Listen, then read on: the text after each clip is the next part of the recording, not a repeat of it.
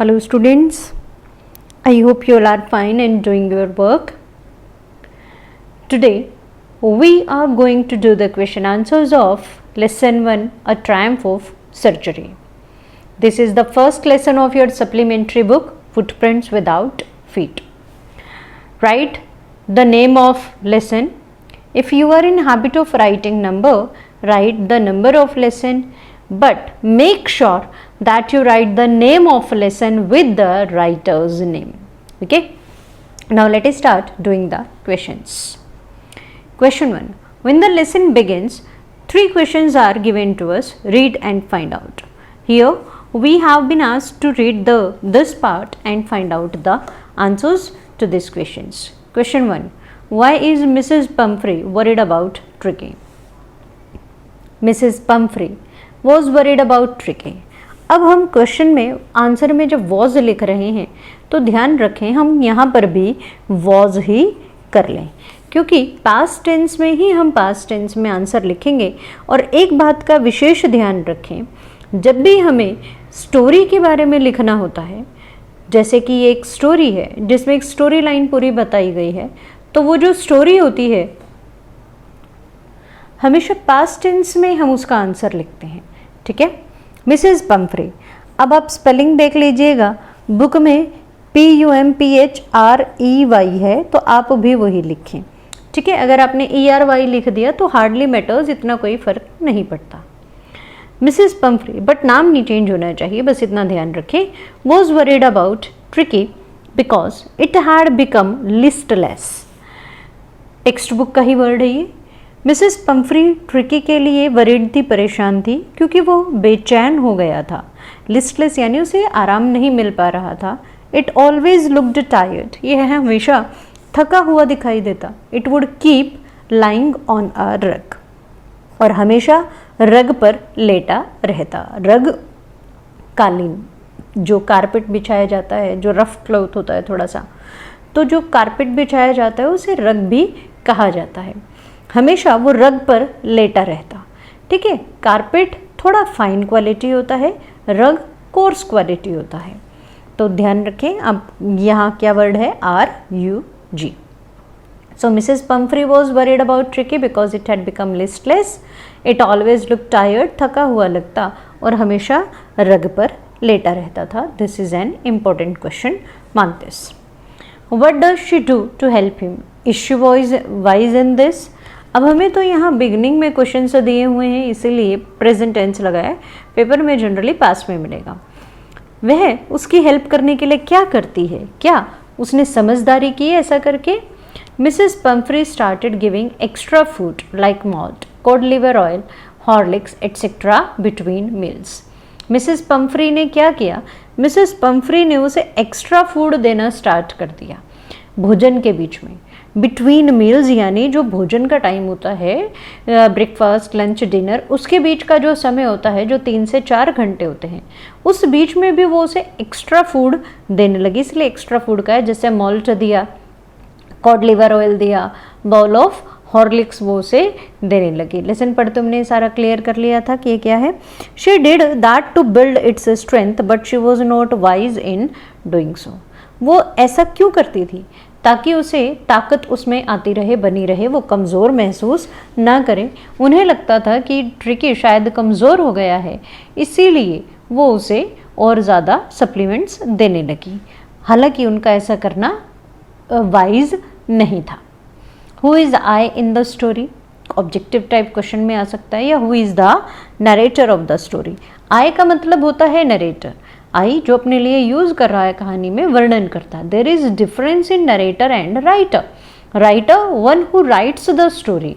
He can either be a part of the story और not. जरूरी नहीं है कि वो स्टोरी का पार्ट हो ही, और वो किसी और के माध्यम से भी कहानी बता सकते हैं. जैसे यहाँ पर आई कौन है? जो कहानी में अपने लिए आई यूज करता है वो होता है नरेटर, वर्णन करता, जो इस कहानी को एक एंगल से बता रहा है, वर्णन कर रहे हैं. नरेटर मिस्टर हैरियट, और वो कौन है? A veterinary surgeon is I in this story. ये एक बार आपको स्पेलिंग याद करनी पड़ेगी. This is very easy to learn this. Vet is नेरी. वेटरिनरी, वेट इनके लिए शॉर्ट फॉर्म यूज किया जाता है VET, वेट। ओके, दो क्वेश्चन आगे। हु इज मिस्टर हैरियट, एक तो नरेटर और is a vet. What is mister Herriot's profession, he is a veterinary surgeon. Is the narrator as rich as Tricki's mistress, क्या इस कहानी के जो नरेटर हैं वो जैसे ट्रिकी की मिस्ट्रेस है काफ़ी रिच है, क्या वो भी उतने ही अमीर है? No, the narrator was not as rich, ये दो अलग अलग शब्द हैं। As Tricki's mistress, Mrs Pumphrey उनका नाम लिखेंगे। He made its bit in a box. अब ये जो उन्होंने किया ये तो बेसिकली उसको ठीक करने के लिए भी किया था, उसका बिस्तर दिया गया था लेकिन वहाँ वो उसे अपने हिसाब से रख रहे थे। एक बॉक्स में उसका बिस्तर बनाया, ये नहीं कि कुशन्स नहीं यूज़ किए तो कोई दूसरा बिस्तर देते, नहीं। He also took the eggs and wine sent by Mrs Pumphrey as a special treat. उसके अलावा मिसेस पम्फ्री जो एग्स और वाइन भेज रही थी ट्रिकी के लिए, इस कहानी में बताया गया है कि वो ट्रिकी को नहीं दे रहे थे क्योंकि वो उसके लिए हार्मफुल थी। तो लेकिन वो जब इंजॉय कर रहे थे वो और उनके हेल्पर्स, तो उसे वो स्पेशल ट्रीट कहते हैं, विशेष मौक़ों पर मिलने वाली एक ट्रीट, एक पार्टी की तरह। तो इससे हमें पता लगता है कि वो ज़्यादा रिच नहीं है क्योंकि ये सब चीज़ें भी उनके लिए एक ट्रीट से कम नहीं हैं। Now next question, how does he treat the dog. Very important question, how does Mr Herriot treat the dog. हम यहाँ 2 मार्क्स के लिए लिख रहे हैं, in case you get it for 5 marks हम उसे लॉन्ग में लिखेंगे। For 2 days he didn't give him anything to eat. 2 दिन के लिए, 2 दिन तो शुरू में उसे कुछ भी नहीं दिया गया खाने के लिए, बट प्लेंटी ऑफ वाटर, लेकिन पानी ज़रूर दिया गया पीने के लिए ताकि वो डिहाइड्रेट ना हो और उसके बॉडी में जो फूड है जो उसने एक्स्ट्रा खाया हुआ है वो डाइजेस्ट हो सके। तो 2 दिन के लिए तो उन्होंने कुछ भी खाने के लिए नहीं दिया, बट प्लेंटी यानी बहुत ज़्यादा पानी दिया। Then he did not give Tricki any medicine. अब ट्रीट करने का मतलब ये नहीं है कि उसे मेडिसिन दी गई, नहीं, उन्होंने कोई मेडिसिन नहीं दी, but a lot of exercise. But उसका ट्रीटमेंट केवल ये था कि उसे बहुत सी एक्सरसाइज कराई गई, बाकी डॉग्स के साथ छोड़ दिया गया और उनके साथ वो एक्सरसाइज करने लगा। Why is the narrator tempted to keep Tricky on as a permanent guest? This is also an important question. Tricky को वो एक परमानेंट गेस्ट की तरह क्यों रखना चाहते थे, यानी हमेशा क्यों अपने पास ही रखना चाहते थे? उनके मन में एक लालच आया कि ट्रिकी को हमेशा यहीं रख लेते हैं, आखिर ऐसा क्यों? After hearing about Tricki's recovery, Mrs Pumphrey started sending eggs, wines and brandy for keeping Tricki strength up. जैसे ही ट्रिकी की रिकवरी के बारे में उन्हें पता लगा, मिसेस पम्फ्री ने क्या किया, उन्हें भेजना शुरू कर दिया। क्या?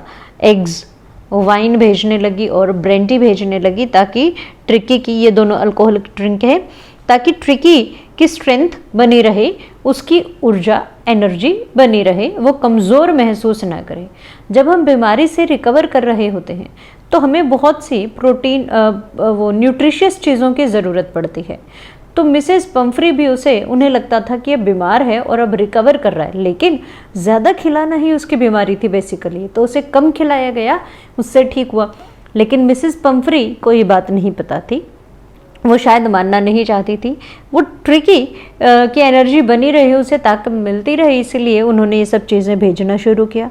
But these things were harmful for Tricki and were enjoyed by Mr Herriot and his assistants. आप यहाँ हेल्पर वर्ड भी लिख सकते हैं if you find the word assistants difficult.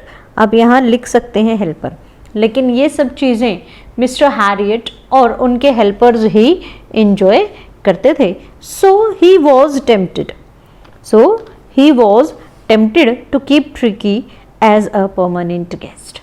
तो इसीलिए उनके मन में लालच आया कि ट्रिकी को अपने पास हमेशा के लिए ही रख लें। Next question, Why does Mrs. Pumphrey think the dog's recovery is a triumph of surgery? Mrs Pomfrey को क्यों लगता था कि जो उनका डॉग ठीक हुआ है, ट्रिकी ठीक हुआ है, ये एक उस सर्जरी की, उस हॉस्पिटल की जहाँ वो उसे लेकर आए थे, उसकी विक्ट्री है, ऐसा उन्होंने क्यों कहा? When Mrs. Pumphrey sent Tricky to surgery, it was in a poor health. जब मिसेस पम्फ्री ने ट्रिकी को सर्जरी में भेजा तो उसकी हालत बहुत ख़राब थी। So when she saw Tricky so fit and active after 15 days, she was overwhelmed. तो जैसे ही उन्होंने ट्रिकी को देखा 15 डेज के बाद, फिट है, एक्टिव है, चुस्त हो गया है, शी वॉज ओवरवेल्म्ड, खुशी, बहुत ज़्यादा खुश हो गई, वो खुशी से फूले नहीं समाना, हिंदी में जिसे कहा जाता है, इंग्लिश में वर्ड होता है overwhelmed. She called it a Triumph of surgery, इसीलिए उन्होंने इसे ट्रायम्फ ऑफ सर्जरी कहा कि ये आपकी सर्जरी की, आपके हॉस्पिटल की विक्ट्री है। और वो खुश थी बहुत ज़्यादा, थैंक कहने का उनका एक तरीका था मिस्टर हैरियट को। Now do these questions. Thank you.